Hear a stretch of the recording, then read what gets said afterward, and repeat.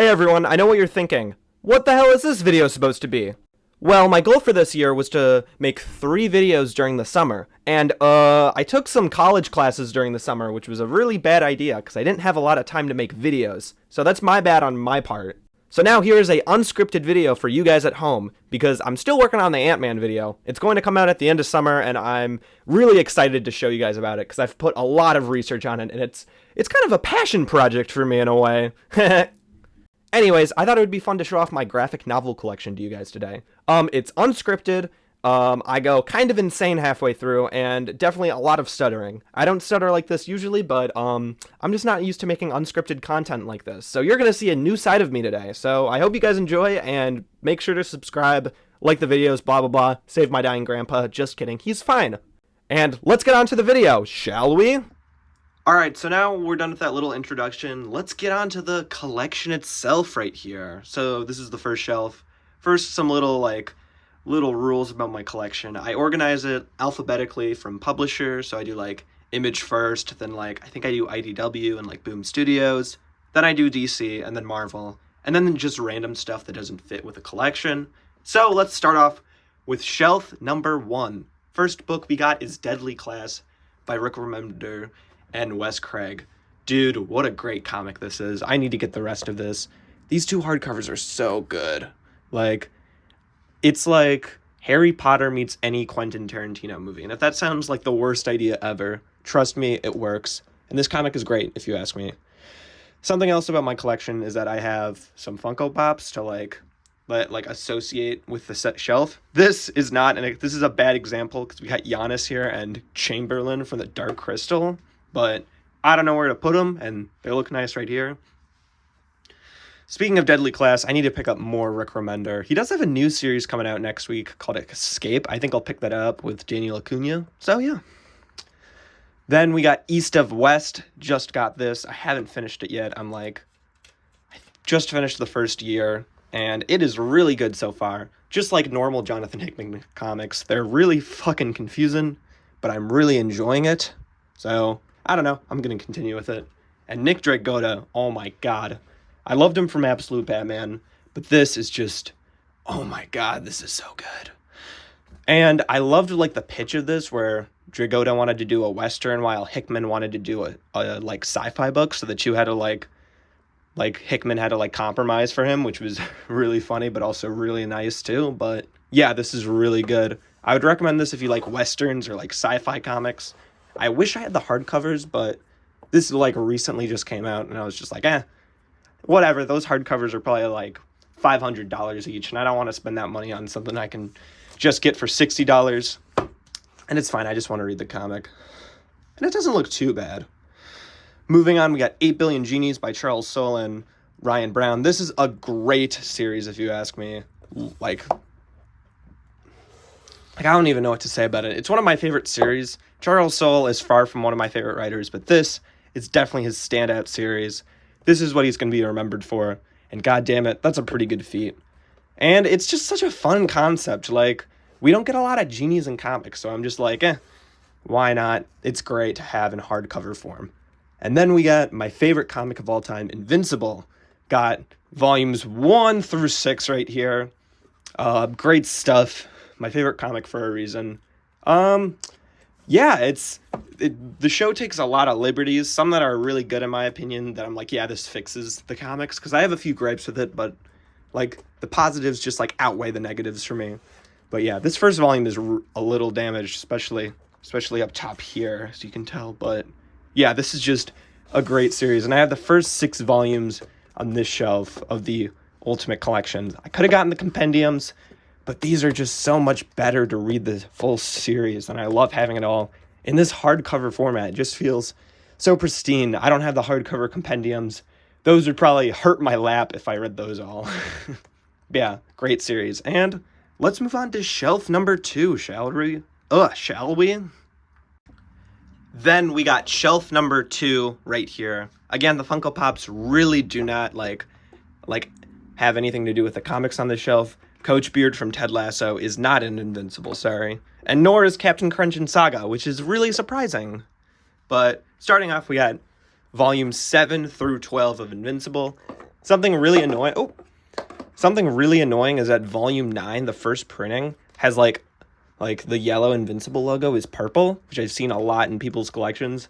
And I'm glad I got the second printing of this, which looks a lot better. But yeah, the second half is definitely a lot better than the first half, if you ask me. And I think Ryan Otley's art like reflects this, because in the first couple volumes, it's not the best, but it's passable. But this is just like god tier art by the end of it. Like, so good. What a great ending. Amazing 144 issue run. Speaking of Invincible, we got the Invincible Universe Compendium, which I got in New York City at Midtown Comics. So that's pretty cool.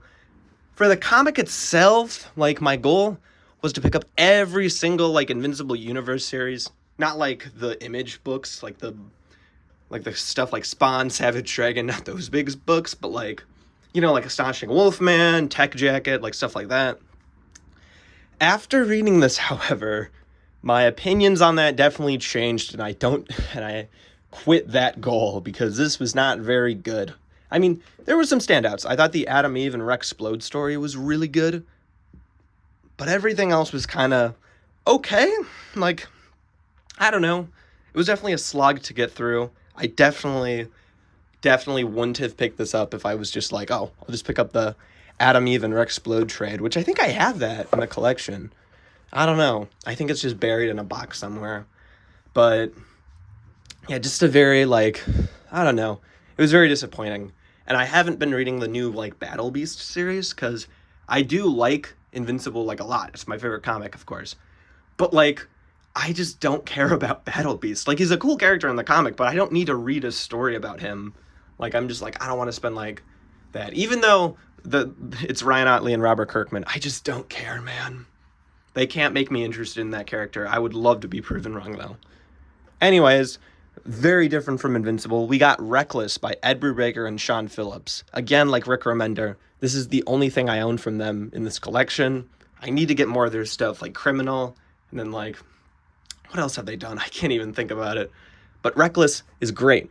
It's like a 1980s detective story. It's like The Nice Guys in a way, of how it's, like, very of its time. But something very interesting about this series is that it's not single issues. It's like, this is just the story. There's like, these came out like every couple of months. And it's just like one long story each volume. So it feels very self-contained. It just works really well. The art is amazing. The colors, man. The colors are just so pretty. Definitely a favorite of mine. I just need that 5th volume, and I believe that's the last volume. So I think I should just pick that up sooner rather than later. Who really knows, though? And I absolutely love this series. Need more Ed Brubaker and Sean Phillips crime books, because I love crime series. They're great. And then moving on, we got the Saga Compendium. Again, maybe I should have gotten the hardcovers, thinking about it now, but whatever. At least I own the whole series up until it came back in like 2021. Or was it? No, it was like very early 2022. But I haven't read any of that. So I've heard it's good. Maybe I'm waiting for the second compendium. That's all I'm saying. But they did announce a 4th hardcover, which is like the first like 12 issues after this. So I think I might just pick that up. But yeah, Saga, one of the best indie comics. I've read this like 3 or 4 times. It's wild. Like, there's a lot of fingerprints on this, so don't read my copy of Saga. Anyway, next we got the Spawn Compendium by Todd McFarlane. Obviously, not the best written comic, but it's drawn really well, and I think it's very fun to read. There's a lot of, like, great ideas in here. Just not the best, well executed, but I don't know. I own it. The art's really good, so if I want to, like, look at some good art, then, hey, at least I got this. And yeah, that's basically the second shelf, so now let's move on to shelf numero tres. Moving on to shelf number 3, the glare isn't the best here. I tried to make it the best I could, and this is what I ended up with. So you're gonna have to deal with it at home, not me. So starting off, again, the Funko Pops. Maybe they don't work like this, but I just don't have room for them. We got Deadpool and Wolverine from the new Deadpool and Wolverine movie from last year that I loved. So of course I got these Funko Pops, and they look really fucking good, especially on this shelf, and they're guarding all my Ninja Turtle comics. So starting off, we got The Walking Dead compendium. I got this at like 20 bucks at Half Price Books.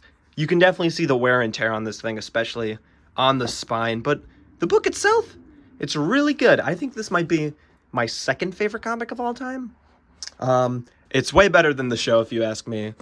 I'm not the biggest fan of that show. Like, it just does a lot of stupid stuff that, like, undercuts the comic that I'm just like, why? Like, it's just not as good. Like, I love the Walking Dead comic, and this is great stuff right here. And then we just got volume 9 right here. I should have just picked up the second compendium. I don't know. I was like, oh, pick up the trades. Yeah, I haven't picked one up since, but hey, I got it. So I got the first 9 volumes of this, I guess. But yeah, first 50 issues are great of The Walking Dead. And how many issues are there in here? I don't even know. I gotta look at the back. Ooh, great art. 54. 54 issues of The Walking Dead right here. Great stuff. Only like 150 left to go or something. 140. Got a lot of work to do. And that's the end of my Image collection. So now we move on to my James Tynion collection, like area in my shelf, because I don't know, I don't want to stick this in my DC collection because it would look really weird next to New Gods and Nightwing. I don't know, it's a personal thing. So starting off, we got the 2 Something is Killing the Children hardcovers. I absolutely love this series. Huge James Tynion fan. I actually live in Wisconsin, so it's weird seeing James Tynion use Wisconsin so much in his comics. And I'm like, oh, I've been there before, which is really funny. But yeah, great comic. Absolutely love this series.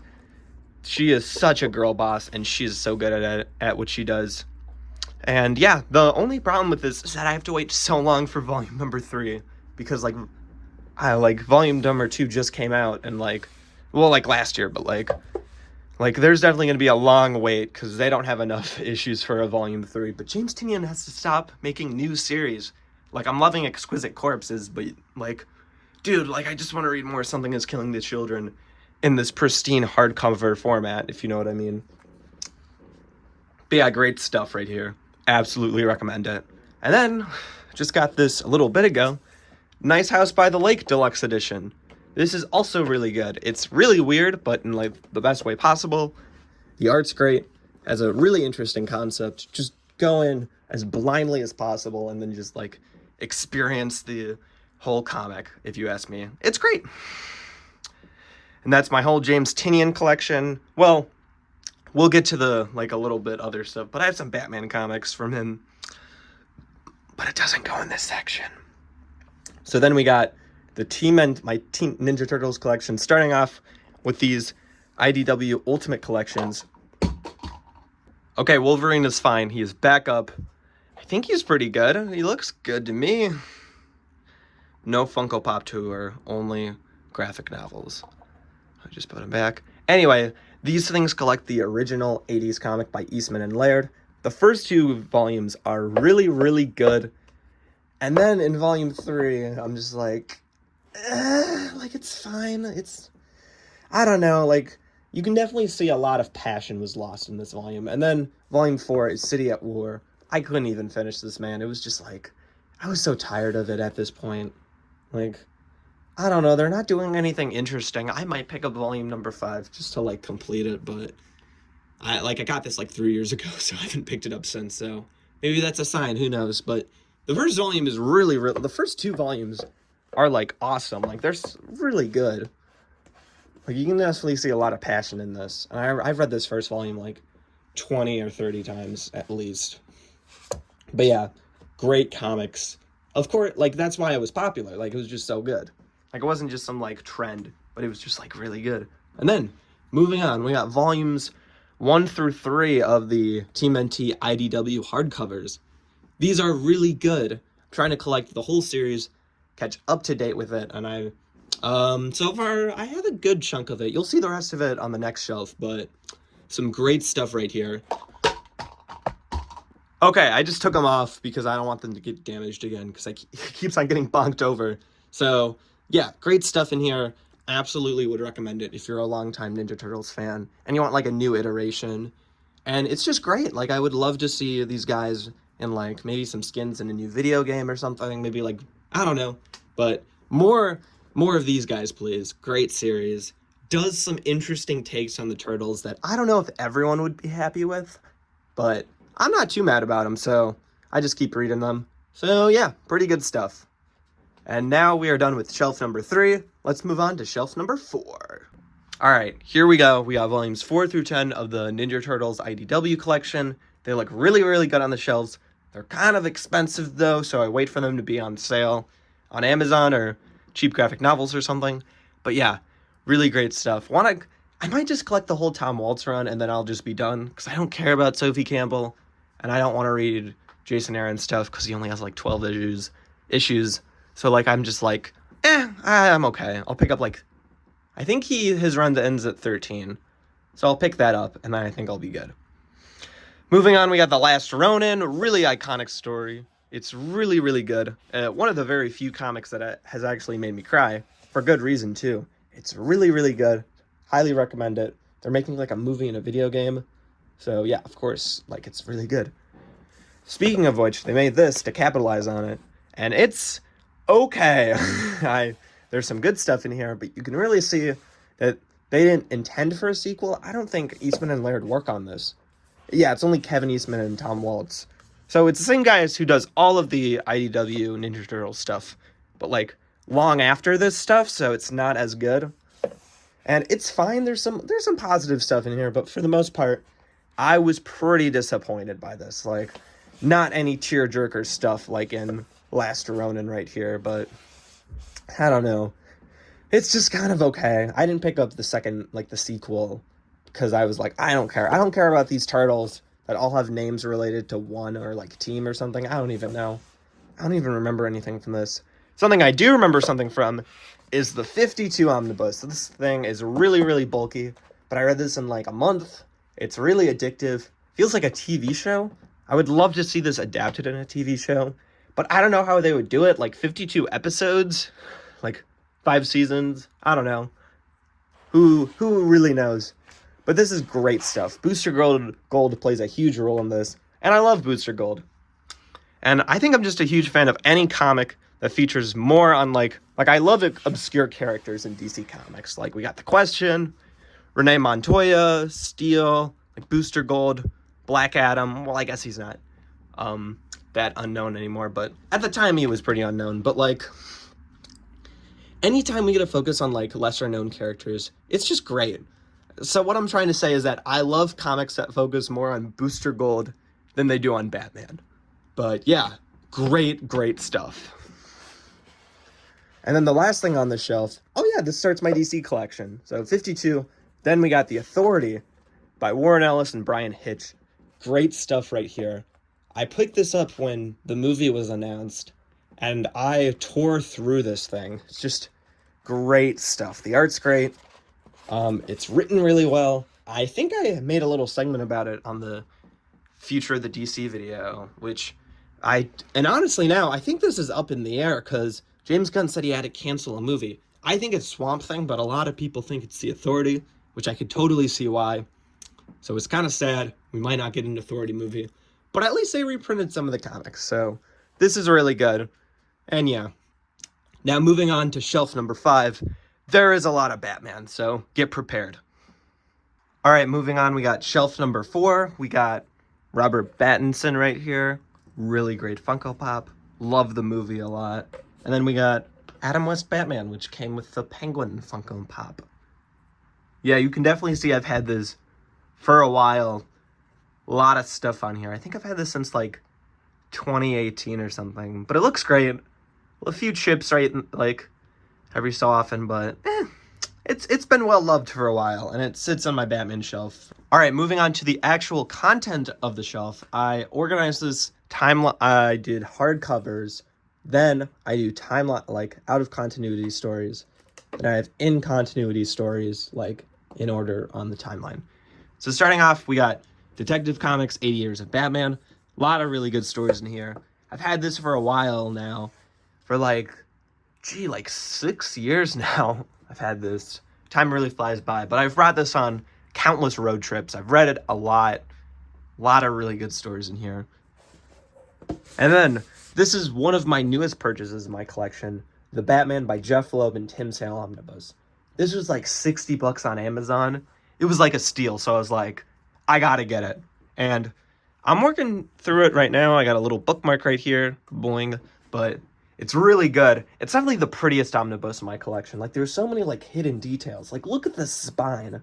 Like, this is so creative, and, like, the book itself has so much good art. Like, Tim Sale, like, what a legend. I wish he was still with us, but at least we have a lot of ways to preserve his beautiful art. Like, this is just fantastic. Anyways, moving on, we got the Batman Hush. This is really old, too. This is the 15th anniversary deluxe edition. And we already have a 20th anniversary deluxe edition that we got, like, I think last year, which is wild. No, 2 years. 2 years ago, which is pretty funny to think about. And this book is pretty much pretty old, but it's still a hardcover. It's still Hush. It looks great. Jim Lee's art is amazing. And yeah, this is one of my first hardcovers. And Hush is definitely my favorite Batman story, in my opinion. It's like just such a great like run through of the Batman universe. Like everything you need to know is in here, for the most part. There's no Damian, but besides that, pretty much everything. And Jim Lee's art is just amazing. I've read one issue of Hush 2, and it was really, really bad and boring. Like they were doing nothing new. Like at least in Chip Zdarsky's run, like he was doing something new, like something interesting. But like in this, not in this, Hush 2, it's just so boring. That's why I dropped it after like one issue. But this is really good. I didn't need a sequel to Hush 2, but I don't know. Maybe doing a sequel like 20 years later is never the right call. Who knows? But then we got the Batman Detective Comics Rebirth Deluxe Edition Volume 1. Why didn't I pick up the omnibus is a really good question, and that is because this was like $17 at Half Price Books, brand new. It still had the plastic wrap on it, so I was just like, how could I say no? And this stuff is really good. Like, there's some really good stuff in here. I'm a massive Bat Family fan. This was, like, they had Volume 1 of this at the library all the time, of the trade paperback, and I rented that a lot. And this is where I first got introduced with Spoiler and Orphan, who are two of my favorite Bat Family members. I do prefer Cassandra Cain as Batgirl, but this is still really good. And I also love Batwoman and Clayface, and Tim Drake, of course, but I've always loved Tim Drake. And this book never was the cause of that. That was because of Young Justice and Jeff Johns' run on Teen Titans. But yeah, great stuff. And then we have the Batman Archives Volumes 3 through 5 without the dust jackets. I got these for Christmas. Something I used to do as a kid that was really annoying is that I would take off the dust jackets because I thought it looked cooler. Like, this looks kind of nice, but, like, I don't know. Maybe I should have kept them. My edgy book phase is over now. Thank God I don't do that with omnibuses now. That would look terrible. But yeah, sometimes I flip through the art, but it's nothing too special. Like, I don't know. There's a fun Robin Hood story in here. Like, that's pretty cool. But besides that, not really a lot that I'm like, oh, hell yeah. Gotta love Golden Age Batman. I don't know, it's fine. Then, moving on. Oh, I knocked this guy over. This is a little Batman figurine, and it looks like he's made out of, like, he was crocheted. But I love this little plastic crochet Batman. Got this at, like, Hot Topic for, like, $2. He was worth it. He looks so cute. It's so fun. Putting him right there. Then we got Batman Earth 1, the complete collection. What an underrated comic. If you want to start reading Batman, fuck Year One, fuck the Dark Knight Returns. Read this. This is really good. It's like a perfect Batman origin. Great stuff in here. It feels like you're reading a screenplay for an unmade Batman trilogy. But, like, it's so good. Jeff Johns and Gary Frank, dude. Like, this is really good. It feels like a complete story, like a 3-act structure. I mean, it really is, because it has, like, it's basically feels like a movie. Like, it's just awesome. The art is great by Gary Frank, too. These guys are doing Geiger right now, which is really good. But I would highly recommend this, too. This is their magnum opus, in my opinion. My humble opinion. And then, speaking of magnum opuses in some people's opinions, we got The Dark Knight Returns. It's not my favorite Batman story, but it definitely is top 5. The art is great. It's a bit underrated. Not underrated, a bit overrated, but still enjoy it. So yeah. And of course, an essential Batman story nonetheless. Then we got Batman Nightfall. This is a very chunky book. I got this for like $20 though. And I think does it retail for 20 or 30? $30 it retails for, but got it for 20. Really, really good stuff. I don't really care to read the other like Nightfall stories. I just want to read the main like Batman Nightfall storyline. Like, I get it. We got Azrael, we got Bane. Bane breaks Batman's back. Azrael becomes Batman. I got that. I'm fine without it. But yeah, good stuff right here. And then we got Grant Morrison. I almost said Jeff Johns. Grant Morrison Batman. We got Batman and Son. Pretty good. I wish I got the newer trade with the black glove in it, but I'm stuck with this one that I got at Half Price Books like forever ago. You can tell because it has that old 2000s DC logo that I really love. Then we got Batman R.I.P. Pretty good stuff. I love that like purple. Let me try to find him. Here we go. I forgot his name, like Batman of Zuranar or something. He's such an underrated character. He was used in Chip Zdarsky's run. He was pretty good in that. Yeah, great stuff in here. Then we got a lot of Scott Snyder Batman stuff. Oh, move the camera a little bit. I'm not going to restart this. This is an unscripted video. Only the best on Spider-Night 2099. But we got Batman the Black Mirror. This is before New 52 when Dick Grayson was not Robin. Batman. This is great stuff.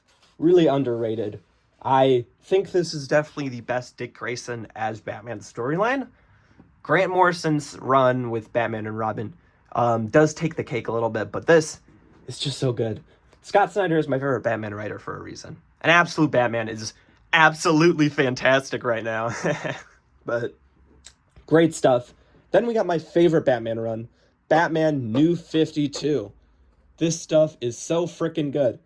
Court of Owls, perfect. City of Owls, perfect. Death of the Family, kind of perfect. 0 Year, pretty perfect. Great stuff. Greg Capullo's art is so good. I picked this series up in middle school. This is like the main thing I read in middle school. I became a man in middle school because I read Court of Owls, but just some amazing comics. My main issue, the thing I was worried about Absolute Batman was that, it's not going to be as good as his New 52 run, which it almost is, but nothing can top this. This is just so magical. The New 52 wasn't perfect, but this series nearly was, and I'm fine with that. I could end the video there, and you'd all be fine with that, but I'm not. We gotta go through like 7 more of these shelves. So get ready for shelf number 6, baby. Here we are, shelf number 6. Starting off with the Funko Pops, Blue Beetle, makes sense. Got some Blue Beetle trades right here. Then we got the Flash, Ezra Miller Flash. This Funko Pop is really nice though. Gotta hate Ezra Miller, but you gotta love this Funko Pop. He probably didn't get paid for this. It's fine. And we got some Flash comics right here. Makes perfect sense. Moving on with the actual contents of the shelf, we got volumes 6 and 7 of Batman New 52. No, I didn't make that joke on purpose. I just don't have volumes 8 through 10 yet. I gotta pick those up at like an Ollie's for like $10 or something. And then, these are pretty cool. I got Batman 3 Jokers at a library for $3 together. They were selling them for $1 each. And I was like, I had to pick them up because they were like really cheap. Like, I can pick this up for my Batman collection. And I did. It's okay. It's not my favorite story. Joker is far from my favorite Batman villain. Every time he's used, I just sigh a bit. Just because he's like the most repetitive Batman villain. Scott Snyder makes some work though. And I'm excited to see Absolute Joker in the future of that series. But it's fine. I don't care about Joker. God forbid 3 Jokers, but it's fine. Also, the Red Hood stuff they do in here is not great with Batgirl. But speaking of a book that defends Red Hood really well, we got Batman Urban Legends Volume 1. Great fucking Red Hood story in here. Probably my favorite Red Hood story. Chip Zdarsky is super good at writing like comics, except for the main Batman title for some reason. But would highly recommend this. And there's a great Grifter story in here. Grifter is a really underrated character in my opinion, and this book perfectly proves that for me. Moving on, we got Blue Beetle comics. I'm gonna get a sip of water. Refreshing. Again, unscripted. I just want to post something. Want to try to get 3 uploads up, like I said in the intro. But yeah, Blue Beetle traits. These came out because of the movie. Like when the movie came out, these are pretty good. I really love this character design. The art isn't my favorite, but it's fine because the story itself is pretty fun. And they need to make a 3rd trade. I think they are making a 3rd trade. The second one does end in a place that feels very like a finale, like a real finale. But god damn it, I want that last 10 issues, okay? The completionist in me wants them, okay? But yeah, pretty good for the most part. Oh my god, I just realized they aren't gonna have this DC logo on the 3rd one. Oh my god, that's gonna look so ugly. I'm not excited for that. Like, I really love the new DC Bullet logo. Like, I think it looks like this one right here. Like, it looks really nice, but they're gonna have that on the spine of the 3rd one. Because DC was lazy, because Blue Beetle didn't make a lot of money. Ugh, I'm not excited for that. Ugh, I keep on shaking my camera. I want to raise it a little bit so you can see these little guys. We got Reverse Flash right here, which is pretty cool. Probably my favorite DC villain for a reason. And then we got, maybe he'll stand. He'll stand eventually. I'm not picking him up. And then we got Power Ring on my Green Lantern comics. If you squint your eyes, he kind of looks like Green Lantern, so it's fine. Let's move on to the actual books. We got Dark Knight's Metal. Really good. Love Scott Snyder, love Greg Capullo. This is before they oversaturated the Batman Who Laughs, so it feels kind of refreshing here. Then we got the New Frontier, my favorite DC story. Darwin Cook absolutely cooks in this story. Holy shit. The DC Compact comic just came out of this. And it's really thick, and it's only $10. So if you see it, you should pick it up, because it's fantastic. It feels...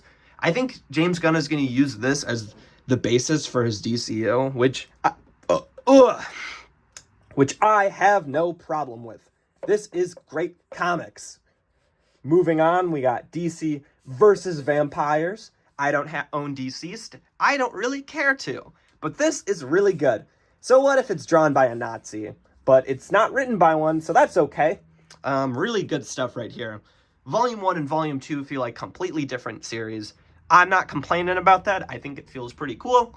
Volume 1 feels like a murder mystery, like detective story with Batman and Green Arrow. And then Volume 2 is a post-apocalyptic story with vampires. Again, I'm not complaining. I'm just stating it. Yeah, moving on. We got my Flash collection. I love The Flash. We got The Flash by Grant Morrison and Mark Millar. They did some stories on on The Flash. Some really good stuff in here. And I grew up with this trade. I had this at the library a lot. And I used to rent it all the time. And it was like my first exposure to The Flash besides the Justice League Unlimited cartoon. And this was only $20 because it's an old DC printing. So that's pretty neat. I don't own the Mark Waid run. I really should. Man, I'm not going to pick up these trades of them. I'm just going to pick up the omnibuses because I'm lazy and I love hardcovers. But yeah, next we got The Flash by Jeff Johns, books 1 and 2. Need to pick up the rest of it because this is really fucking good. And this is right before Zoom like pops up in the run, so I need to do that. And like kills Wally's baby inside of Linda Park's belly. Probably should set a spoiler warning, but it's fine. I don't care. I'm just babbling. I'm just joking. Moving on, we got The Flash Rebirth. This was like one of my first DC trades. Really good stuff. I think this is probably where you should start. Well, I don't know if this is where you should start reading, because you get a lot of the... Well, no, this is pretty good. The Return of Barry Allen. It is a little confusing with the Flash family, but for the most part, I think it's really good. This is a really good story. The Flash, The Dastardly Death of the Rogues. This is where you should start reading Flash comics. This is really good stuff. We got a lot of cool stuff. Francis Manapul art. You gotta love it. Like, dude. Like, this guy is a god at drawing the Flash. Like, no one does it like him. Also, there's one of my favorite Flash moments in here. Let me see if I can try to find it. I've mentioned this before in a video where he, like, rebuilds the apartment building and gets that girl's doll back. Here we go. Apartment building crumbles, goes to the library, reads a bunch of books of how to build a apartment. Then he gets a little girl's doll back. I talked about it in the Wally West video. I'm talking about it here again. Then we got The Flash by Joshua Williamson, Rebirth Deluxe Edition. Great stuff in this. Godspeed is pretty cool. Don't watch the Flash TV show. They butchered him, but it's pretty cool. Not like Billy Butcher, because he already was butchered.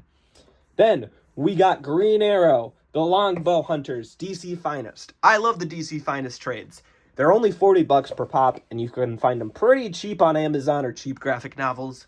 And I think the spines are way better than Marvel Epic Collections. And they're a lot cheaper than Marvel Epic Collections.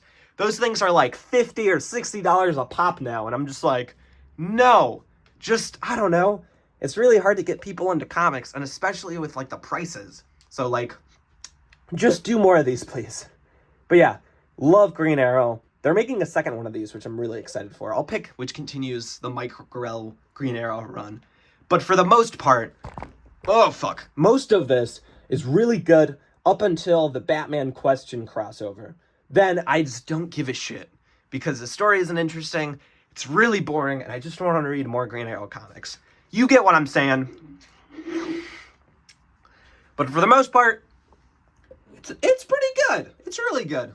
Then we got Green Arrow Rebirth. Also really good. They only made one of these deluxe editions, so that's why I'm continuing with the trades. Still really good. Gotta love Benjamin Percy. And look, oh, it's drawn by a Nazi. Sick. I love that. Then we got my personal favorite Green Lantern run. Green Lantern by Jeff Johns. I really wish I picked up the omnibuses, but it's too late now. Maybe I'll just get them and double dip. Who really gives a shit? I know you don't give a shit. This isn't your collection. This is my collection. My collection. But yeah, really good stuff.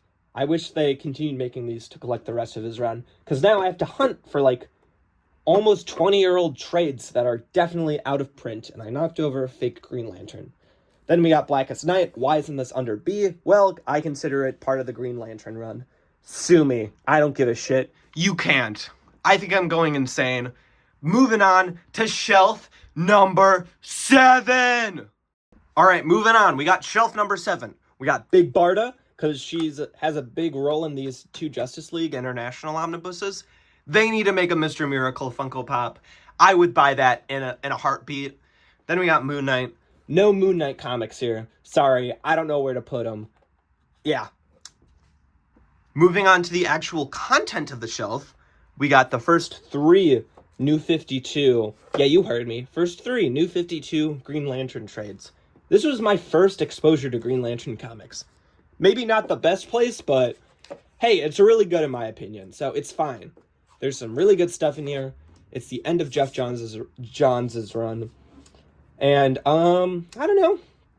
What do you want me to say? I haven't read these books in forever. I need to reread the whole... No, I read these trades right here a little while ago, but I haven't read the New 52 trades. I have so much shit I need to read. It's not a top priority. I have to read, like, 2 omnibuses, that East of West compendium, 3 Team NT hardcovers, and... Am I forgetting anything? I'm forgetting something. It's fine, I won't think about it. Moving on, we got Injustice. I don't care for Injustice. It's fine. It's nice to have. I brought this at camp, and I read that a lot, because I was very, very into reading comics back then, and still am. And I don't know. I just don't think I like evil Superman. I don't think I'm a big fan of that. I just like cool, good Superman. I don't know. The new movie was really good, though. I really love that. Then we got the 2 Justice League International omnibuses. I've only read the first one, not the second one. This is one of the omnis I need to read. But great stuff nonetheless. Big Barda's in this. Mr. Miracle is too. It's great. Great stuff. And Booster Gold is in this, so it's extra good. And Batman leaves this series halfway through. So you know I love this series. Just kidding, I love Batman. You saw that whole shelf full of him. I'm Batman. That was weird. Anyways, need to pick up the third one. I think I should just pick it up. The completionist in me just wants to. And then I'll have a whole Justice League shelf, most likely. That would be pretty neat. Moving on, we got JLA Volume 1. It's fine. I want to read Tower of Babel, and like World War III. I think that's the arc, but it's fine. Some pretty cool stuff in here. I love Wally and Kyle Rayner on the team. Like, I think it's cool that in the 90s, like, it's the original 7 plus these two replacing Barry and Hal because both of them were dead. Wait, no, Hal was just Parallax, so it's fine. But I don't know, it's fine. And then Green Arrow joins the team, but not Ollie, his son Connor Hawk, but he's not black. Just don't worry about it, it's fine. I don't even know. Then moving on, we got New 52 Justice League. We got all of it, except for Forever Evil, which I know plays a big role, but whatever. I don't care. We got all of it. We got Origins, The Villain's Journey, Throne of Atlantis, pretty cool crossover with Aquaman. The Grid, which is Evil Cyborg, Trinity War. These 3 don't fight. It's 3 separate teams of Justice League. So we have Justice League, normal Justice League, Justice League of America, and Justice League Dark, who all fight. But pretty cool event nonetheless. I don't even care. The New 52 was cool as hell. Like, it had its problems, but it's cool as hell. I'm rambling on. I sound drunk. Trust me, I can't drink yet, but I'm very passionate about comic books, as you can tell. Forever Heroes. See, look, it's a parallel of the first cover. Isn't that neat? It does look kind of cool, though. Where the fuck's Firestorm on Volume 1? Come on, DC. I'm just gonna take those off. Then, we got Volume 6, Injustice League. This might be my favorite volume. And yes, Shazam is in it. I love Shazam comics. Then, we got Justice League The Dark Side War. Probably the best volume. And I'm not saying that because it has Mr. Miracle in it. That might be it. But yeah, all 50 issues of Jeff Johns' run, minus those 2 volumes that I took off the shelf. Look at all this. Ugh. Then moving... Oh, shoot, that might be stuck. Yeah, it is stuck. Technical difficulties at the Spider Knight 2099 headquarters. Give me half a second. Anyways, moving on. It's all fixed. Now it looks really nice again. Next, we got Justice League Last Ride. This trade came out on my birthday. Isn't that neat? Anyway, it's written by Chip Zdarsky. It's probably my favorite Justice League story in the last 10 years. It's really, really good. It's an Elseworlds story about the Justice League reforming after a long period of time, hence, and to go on one last mission, hence the name Justice League Last Ride. It's really, really good. Great Elseworlds story. Chip Zdarsky should write Justice League, man. Fuck Mark Waid. Just kidding, Mark Waid's really cool. Everyone's gonna, like, stab me with their pickaxes or something. No, pitchforks. How did I confuse pitchforks and pickaxes? Whatever, moving on, we got New Gods by Jack Kirby. Really good stuff in here. No, there's no Mr. Miracle, I don't think, but it's really cool stuff. I love Jack Kirby. Jack Kirby is really cool. I really love his stories, and I think Jack Kirby is the GOAT for real. Fuck Marvel editorial. They can go suck my balls. Forever. No matter the era, to be honest with you. Alright, now we have the New Gods trade back on the shelf. Next, we got the Nightwing hardcovers. I'm just going to explain my thoughts on all of these right now. We got volumes 1 through 4 of this. Really good for the most part. I think everything up to issue note 100 of Tom Taylor's run is really, really good. And then it goes downhill from there after Bruno Redondo leaves. Well, no, he doesn't leave, but, like, he's on the book a lot less, but it just gets a lot worse. The Heartless villain, they just drag that out so much. I'm just like, dude, fucking kill the guy. Shoot him, bam, bam. I don't care. Kill him. Bam, bam, bam. Bullet gun, bow, bow, bow. I don't care. I'm moving on to shelf number 8. That's it. Math. All right, moving on to shelf number 8. You know the drill. Let's do the Funko Pop recap. We got Sentry here from the Thunderbolts movie. Made a whole video about that, but I love that movie.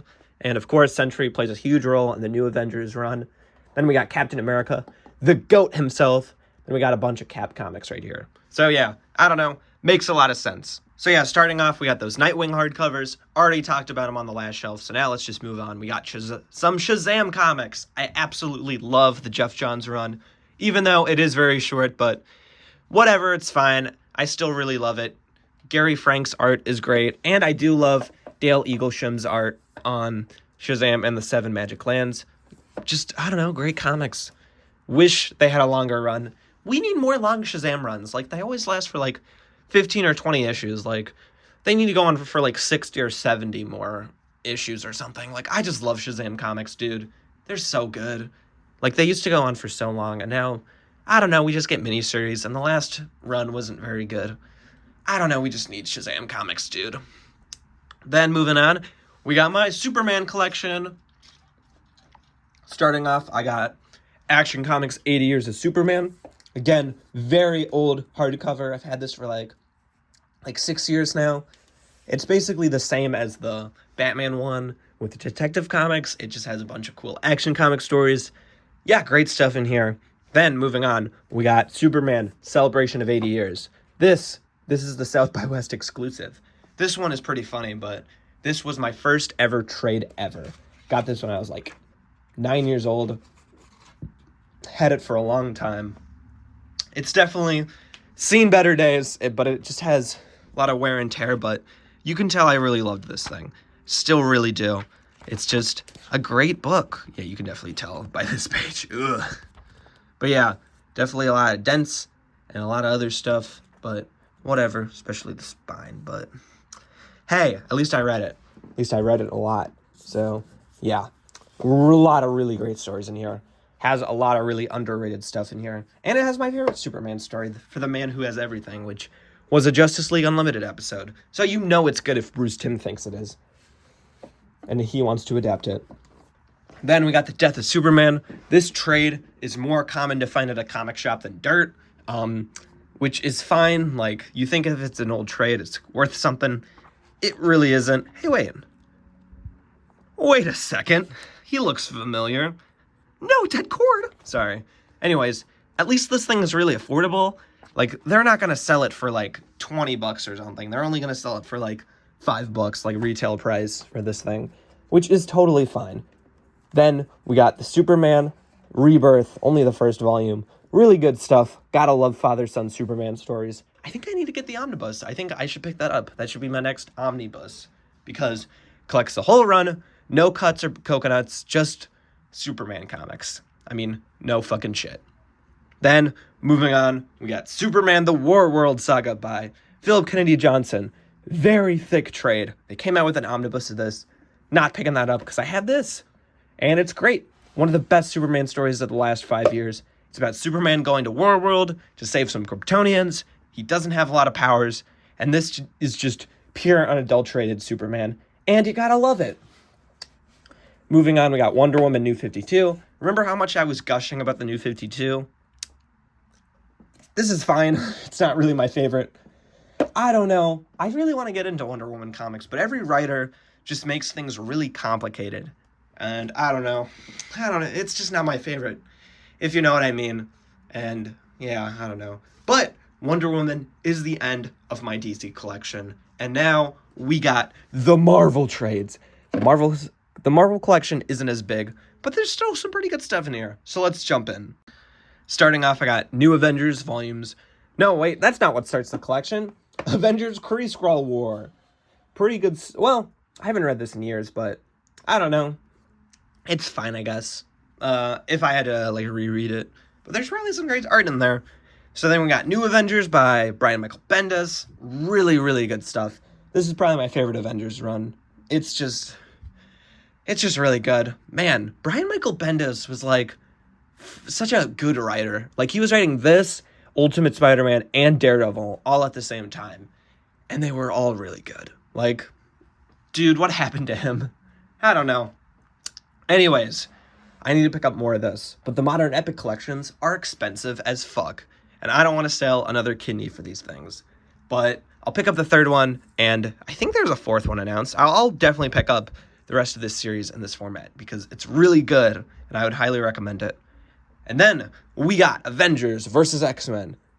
Good event, even though some of the characters are kind of stupid. Like, I don't love the portrayal of Captain America, but it's fine because, I don't know, it's really good.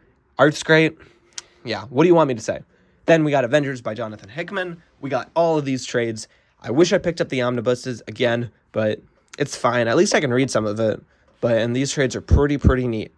And yeah, I need Secret Wars and Infinity. And Time Runs Out, and the new Avengers stuff. I need to pick all that up. Somebody just give it to me. Anyone, just DM me in the comments. I don't care. I'll put my address in the comments. I don't care. Just kidding. I'm not going to do that. Sorry, all you out there. Then, we got some Cap comics. Captain America. We got Captain America Marvel Essentials Volume 5. The Marvel Essential line is pretty interesting, all things considered. It's basically reprints of Marvel stories in black and white. Like, no, just no colors. But honestly, I don't care. Like, they read fine enough. I don't mind it. Some people do. I'm just special like that. So I really don't care.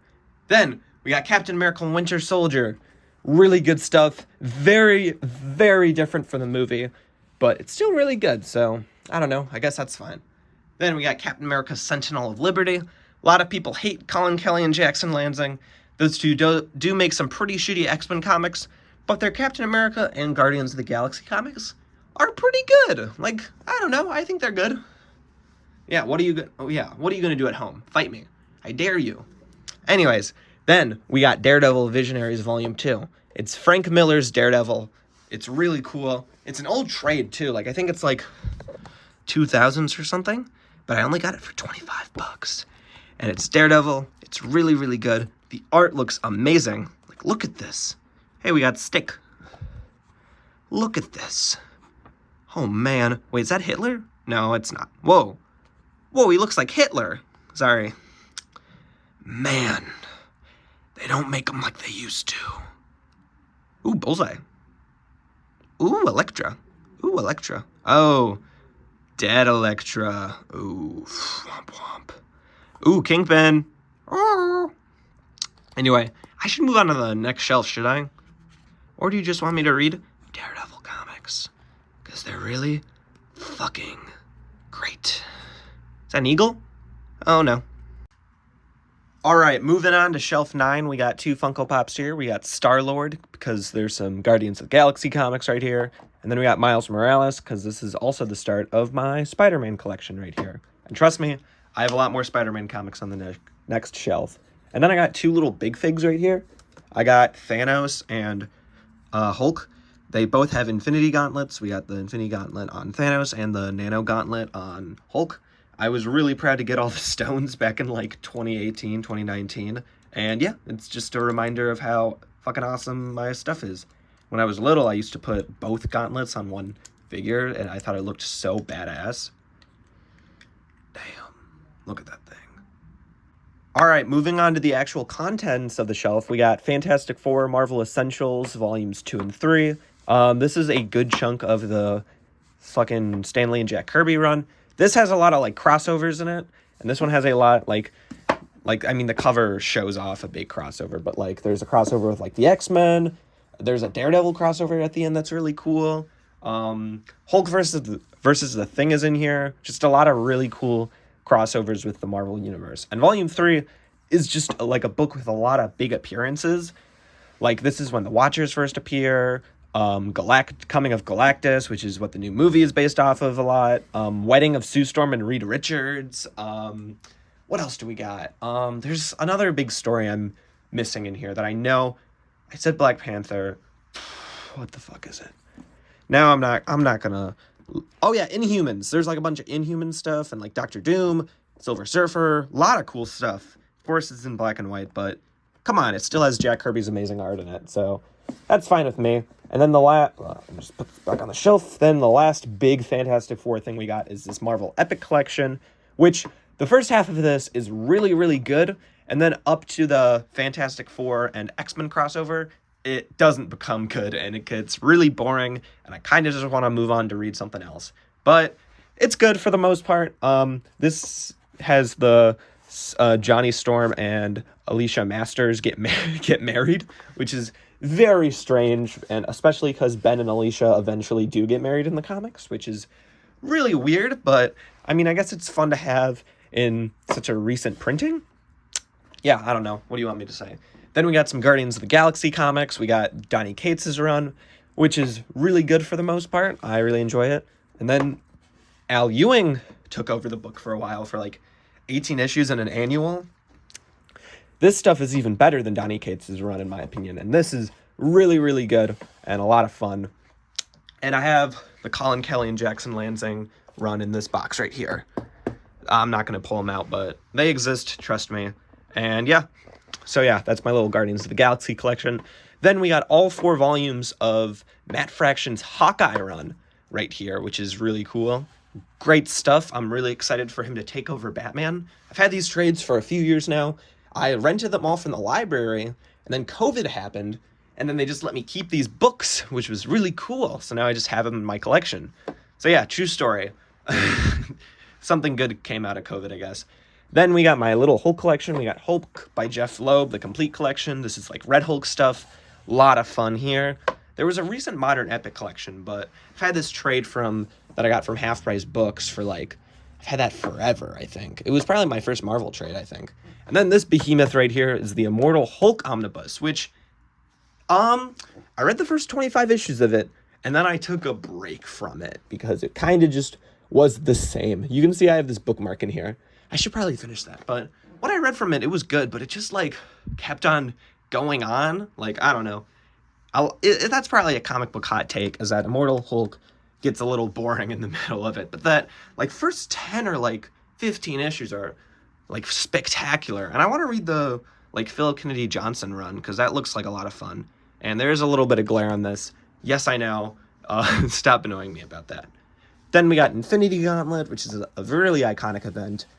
Every Marvel fan has got to have that, even though it's not my favorite Marvel event, and the movie is way better. I love Infinity War. And then we got Iron Man Extremis, which I also got from Half Price Books. It's pretty good. The art really isn't that great. It's really like, it really doesn't work. Everything just ends off, like the action scenes and like Iron Man stuff is really cool, but it mostly just looks, I don't know, a little uncanny. Like, I don't like how the humans look, but the robots and stuff are pretty nice. Then what do we got? We got Invincible Iron Man Volume 1 by Bendis. That's a lot of fun. Then we have Iron Man Volume 1 by Christopher Cantwell, which is also a lot of fun. Both really fun stuff. I need to collect more Iron Man runs, because he's a really underrated character. Besides the movie, like his comics, not in the movies. Then we got Moon Knight Volume 1 by Jen McKay. This is really, really good. And I actually have the rest of that run in the same long box, which I'm not going to pull out, but I have everything up to date with Moon Knight. The only like issues I'm missing, I think, are issues 7 through 11. So I might just pick up the second volume for the completionist in me and then just read the whole run again. Anyways, then we got Miss Marvel Volume 1 and 9. Not volumes 1 through 9, just volumes 1 and 9, because I got volume 1 on like Amazon for like $4, and then I was at like a library and they had this for $2, so I was just like, why not? Miss Marvel is a really fun character. Gotta love her. She has a lot of fun comics, but I don't want to spend a lot of money. Like, I do want to have a little Miss Marvel collection, but like, I don't know. I'll pick up the trades when I find them really cheap. So yeah, huge gap. Then we got Secret Empire by Nick Spencer. This book could be 6 issues long, to be honest with you, but no, it's 12, and Hydra Cap isn't, well, it's an interesting idea. I haven't read Nick Spencer's run, so I really can't say. I've only read this event, but yeah, I have it in my collection. Then we got Spider-Man by Jeff Loeb and Tim Sale. This is just Spider-Man Blue. I don't know why. They reprinted it, at least. Like, I've wanted to have it in my collection for like a really long time, and this was the most recent reprint, except for like a $50 hardcover, which I'm like, I'm okay, Marvel.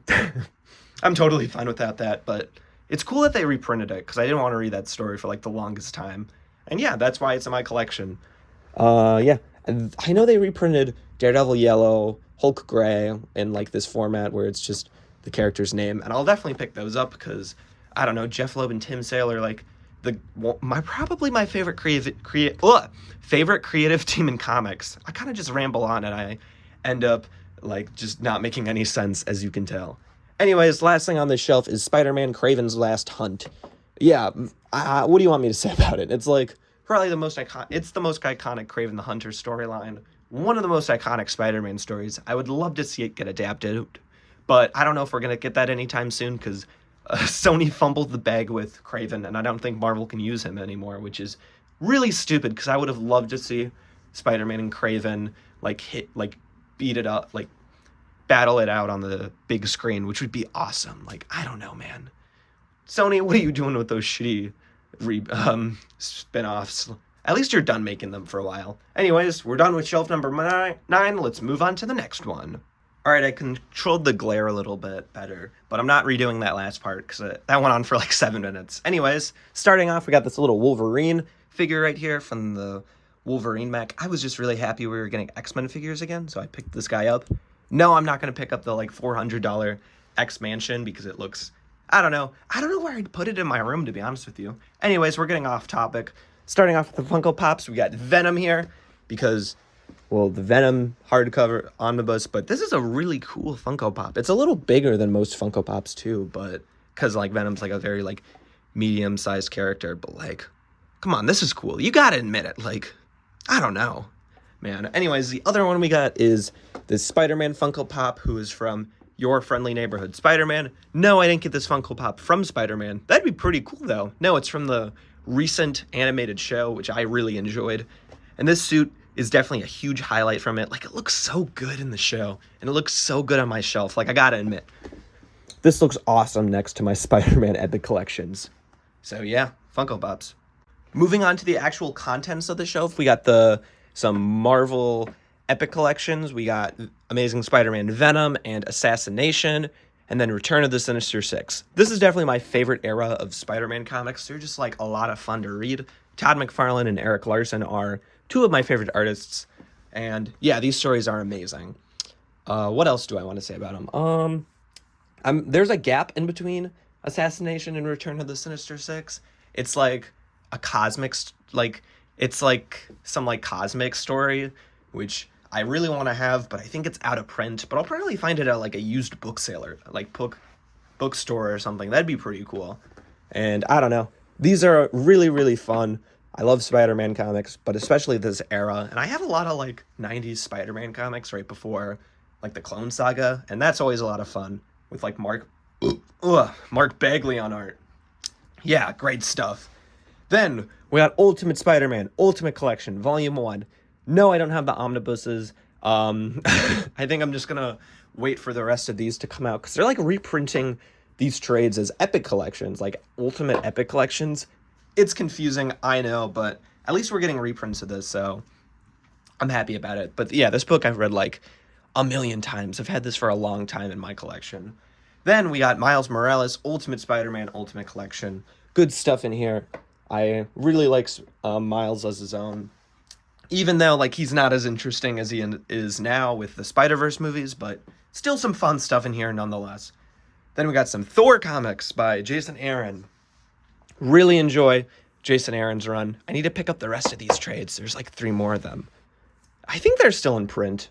Yeah, I'll definitely pick those up. But yeah, this has like if you were like Thor sucks after Thor Love and Thunder, read these books. Your opinion will change 100% because these books are fucking awesome and makes Thor look like a badass. And I love Gore the God Butcher and all that fun stuff. Then moving on, we got the Venom Omnibus, which collects the entire Donny Cates run. This is probably my favorite Marvel run, like just ever. It's either this or Claremont's X-Men for me, but yeah, I love this series. It's just 35 issues of pure awesome Venomness. It's a great father-son story. Ryan Stegman is just such a good artist, even though he's not on every single arc, but I still really enjoy his art quite a bit. And I don't know, I just think it's great. They definitely did butcher Null in Venom 3, but what are you gonna do? Because he like didn't even have a big presence. He was just kind of there. Anyways, great stuff. Really, really great stuff. I don't know why Null is coming back in the main continuity. That's kind of stupid. Anyway, my very small Wolverine collection. We got Wolverine by Chris Claremont and Frank Miller. Great, I don't know. What do you want me to say? It's very iconic. Then we got Wolverine Old Man Logan, which is a very big hoot. It's a lot of fun. Blind Hawkeye is really, really cool. I know they made a Old Man Hawkeye series, which I think I need to check out. Then we got my X-Men Epic Collections. We got volumes 5 through 7, because that's where volume 5. This is where Chris Claremont's run starts. I'm not starting from the beginning. I just want to read Chris Claremont's stuff. And it's definitely a very slow build-up. Like, it starts out pretty good, and then by the time you're at Fate of the Phoenix, it's one of the best Marvel comics ever. Like, this is just awesome. Like, I love the X-Men to pieces now. And yeah, I own Days of Future Past and the whole Dark Phoenix saga. So yeah, I'm pretty happy with my X-Men collection. Like, just a lot of really great stories in here. And I want to pick up more of this. A lot of them are still out of print, but I'll still try to find them when I can and buy them, just to support this collection. I don't know. Then we got X-Men Legends Volume 1, which is just Mutant Genesis. This is I think this is either the last 3 issues of Claremont's run after he abruptly left the book. And Jim Lee's art is awesome, of course, and the colors in this is really cool. Ooh, Gambit playing basketball. Yeah, great Jim Lee art. It's the best-selling comic of all time, X-Men #1 from the 90s. Yeah. Then we got New X-Men by Grant Morrison. This is also great. Cassandra Nova is what am I saying? She's in this book, and she plays a big role in Deadpool and Wolverine, so if you love that movie, definitely check this out. There's 2 more going to come out soon to complete Grant Morrison's run, so I'm definitely going to pick those up, because New X-Men fucking rocks. Then we got Astonishing X-Men Volumes 1 and 2.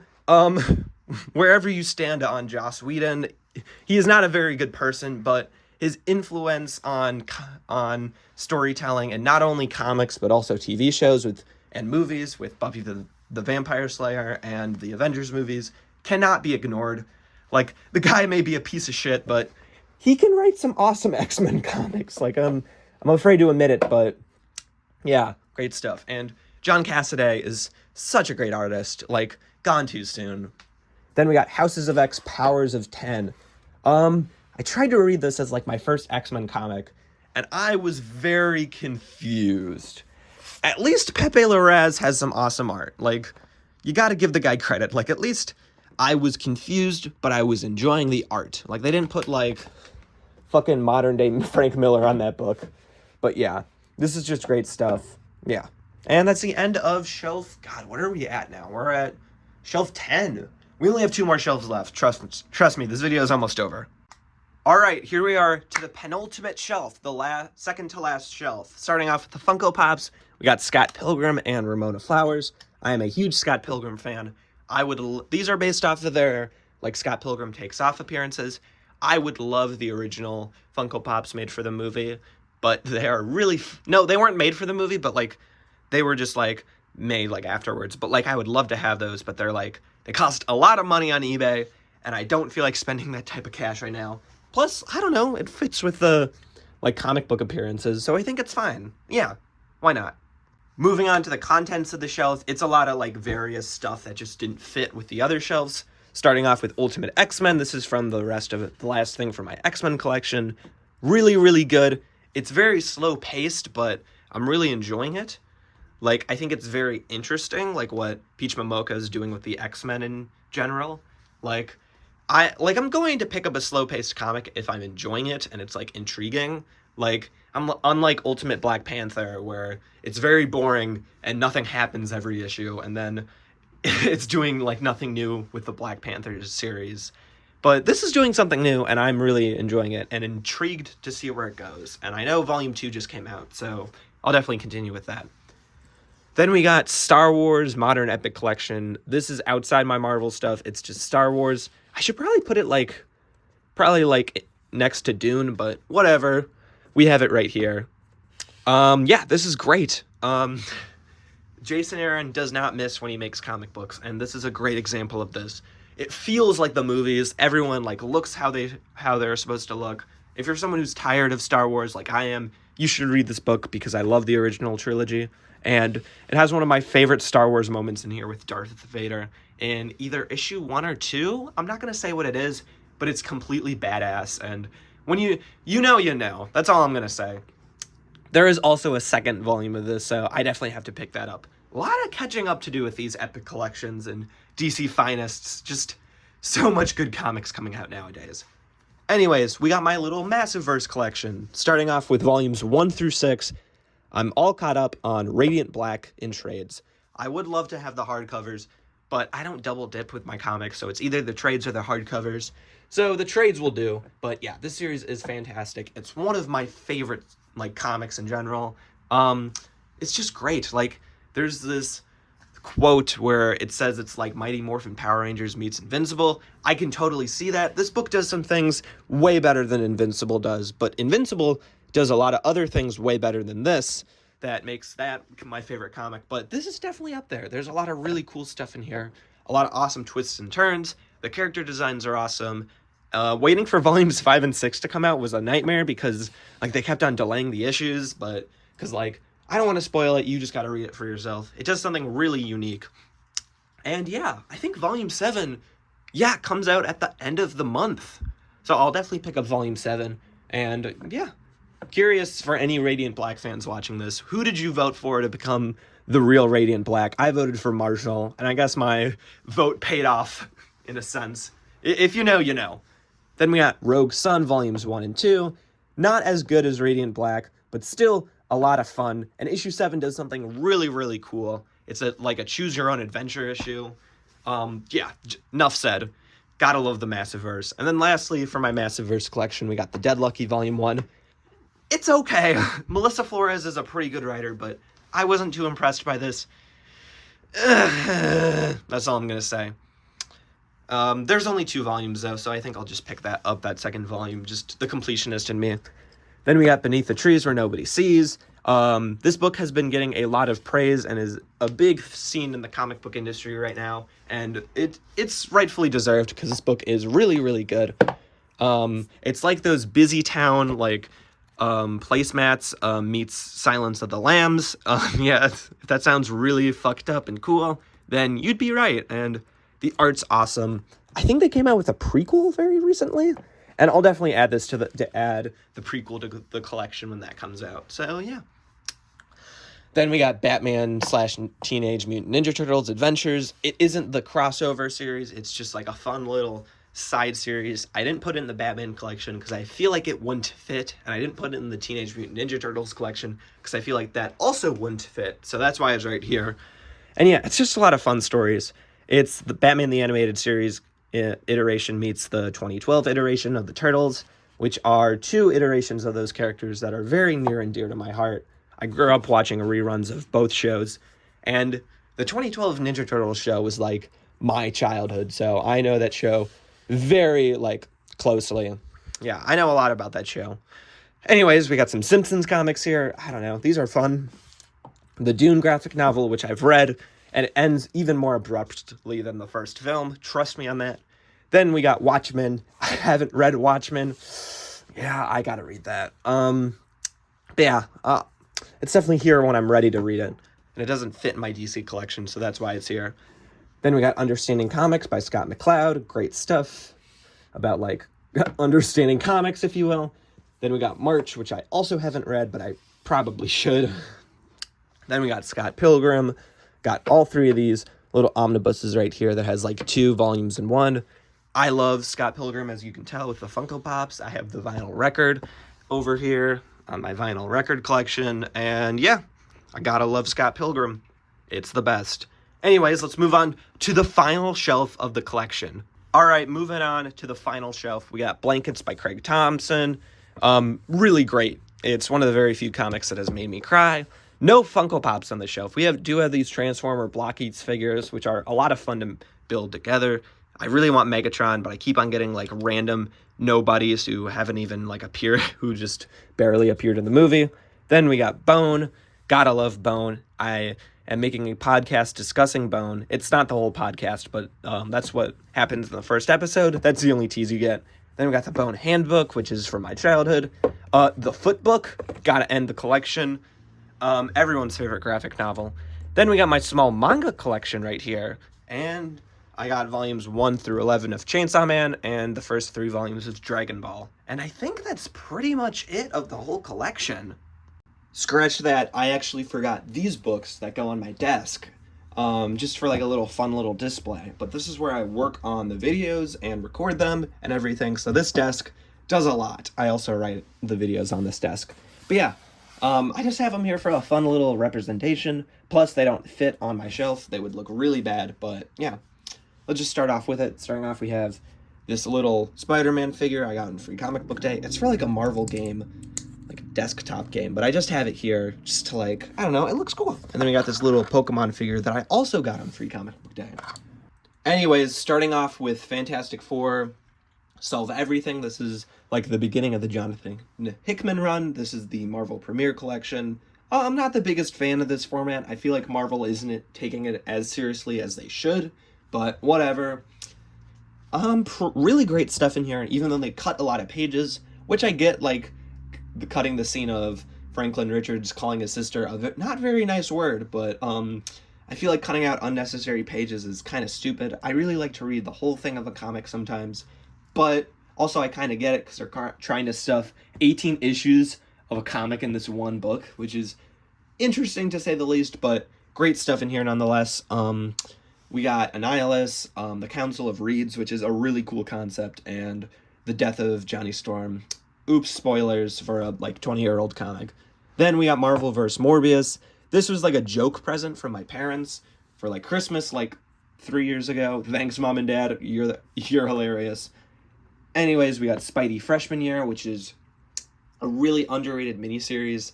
It's, like, high school Spider-Man stories, and it's just a lot of fun.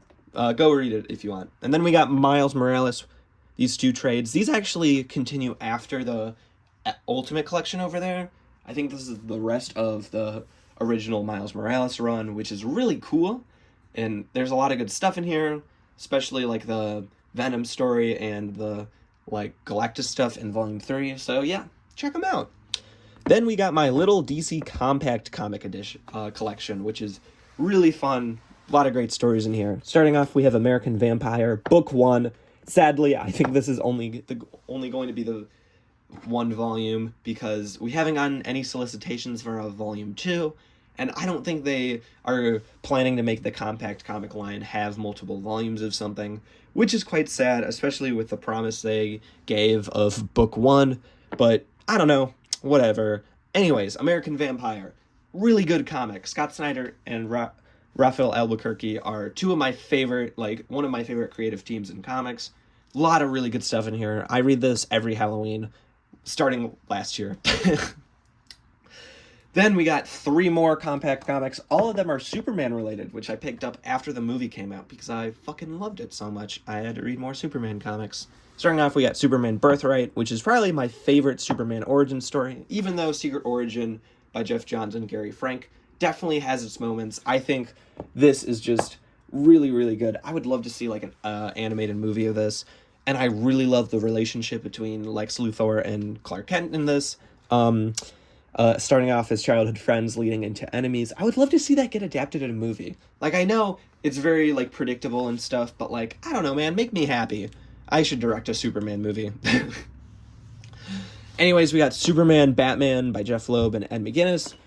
This collects the first 2 arcs of the Superman and Batman series from the 2000s, which are definitely the most iconic arcs from this run of comics, which is the Public Enemies and Supergirl stories. Both of those are really popular. They get like 1 million reprints, and there are animated movies based off of them, so great stuff in here. The comic, of course, is elite and amazing. And then lastly, the last book in my collection is All-Star Superman by Grant Morrison and Frank Whiteley.